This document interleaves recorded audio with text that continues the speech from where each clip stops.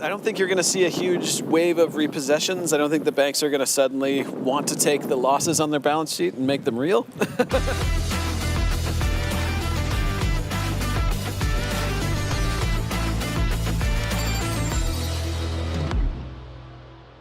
Hi, I'm Jeremy Wolf with Fleet Owner over here in Columbus, Indiana at Act Research's Market Vitals Seminar. I'm with Tim Denoyer, a senior analyst. We're going to talk a little bit about carrier profitability, the shift to private fleets, and how fleets have been doing so far in this freight recession. Tim, thanks for talking with me. Thanks for having me.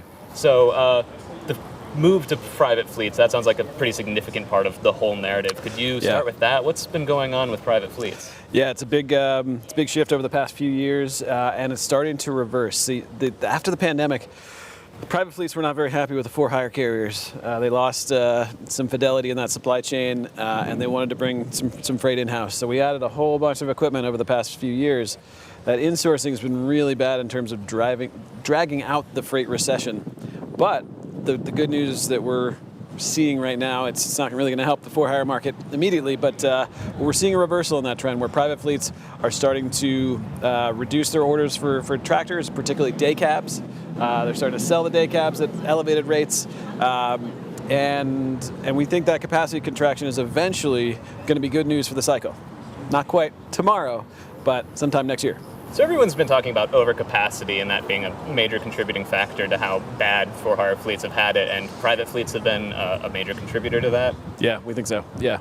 And there's been some other lingering capacity problems going on as well that's made things difficult, right? Yeah, that's exactly right. It's not the only problem. The for-hire market, there's a lot of owner-operators who have hung on quite a lot longer this cycle than they typically would, and there's a number of reasons for that. The amount of money that was made during the pandemic, the amount of money that was given away during the pandemic, and banks being relatively forgiving in their loans, and all that has led these owner-operators to stick around a good bit longer than expected. It's all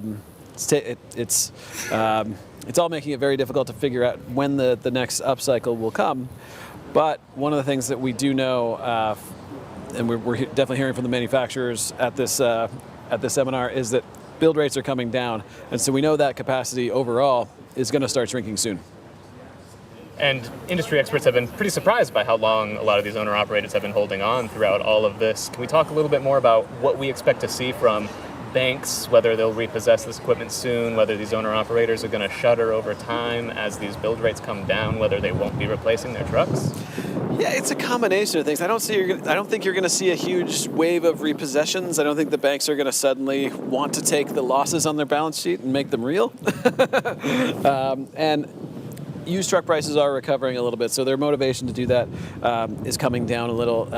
They generally just want to keep the customers in business in order to make sure that they don't take those big losses. And so some of this stuff just takes time to work through. And one of the concepts that we talked about at our seminar is just there's going to be a rising wave of replacement demand for equipment over the next several years. Again, it's not going to start tomorrow, but it's as we look later in the decade, the number of trucks that will be just getting old and need to be replaced is going to be going up. So that should help the market balance eventually too. So there's a lot of things for carriers to be hopeful for. Private carriers are going to be reducing their numbers. Owner-operators are going to be shutting their operations more. Production numbers are going to go down. Capacity is going to go down. And around that same time, demand for equipment is going to go up. Is that going to challenge the availability of trucks? Well, eventually, we could get into a capacity crunch for sure. We need the demand side of the equation to work, and that's the big missing piece of the puzzle right now. Is that tariffs are starting to have a negative effect on demand, and so that's drawing out that rebalancing. And I think we'll get to a point next year where all this capacity tightening that we're experiencing will eventually drive rates higher. But unfortunately, we still have a lot of trade war headwinds to work through in the meantime. All right, Tim, thank you for talking with me. Thanks for having me.